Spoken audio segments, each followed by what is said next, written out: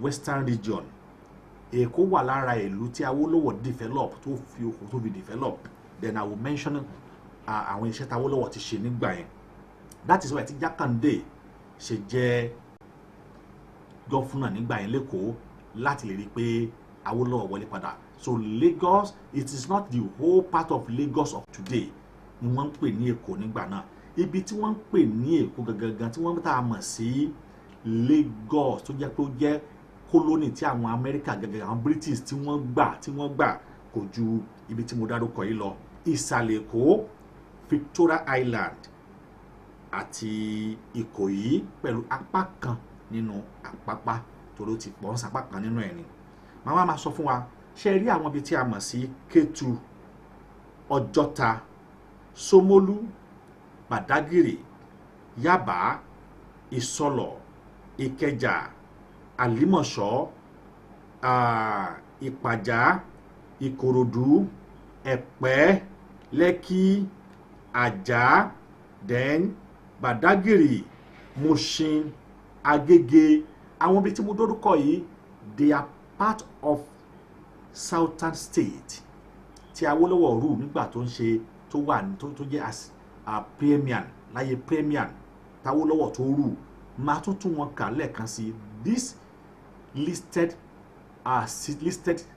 street or listed area are part of southern state, western state, sorry. They are part of western state during the Awolowo when we have western region, northern region, and the southern region.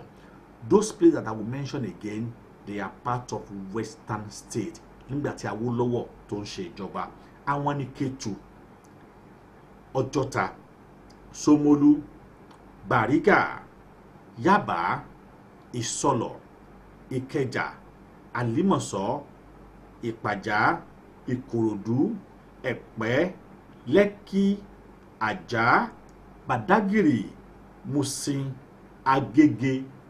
Those places were all western state. Now, Lagos gẹ́gẹ́ fún alára ẹ̀ was only created in 1967. That 1967, and let me, it máa sọ fún wa pé nígbà yìí tí wọ́n create ẹ̀ at rate of 1967, it is Gowan who created that Lagos state. Gowan gangan ló create ẹ̀ láti lè rí wípé òun ba iṣẹ́ láti lè jeopardize or láti lè terminate the effort of Awolowo. Láti lè terminate effort Awolowo. He joined all of them together as Lagos state. Gbogbo bí tí mo mention ṣáájú yìí, they are not part of the Lagos colony. But nígbà táwọn yẹn ti lọ tí wọ́n ti rí sí Awólọ́wọ̀ ṣe iṣẹ́ gidigidi l'Ékòó, ó láṣẹ rí stock exchange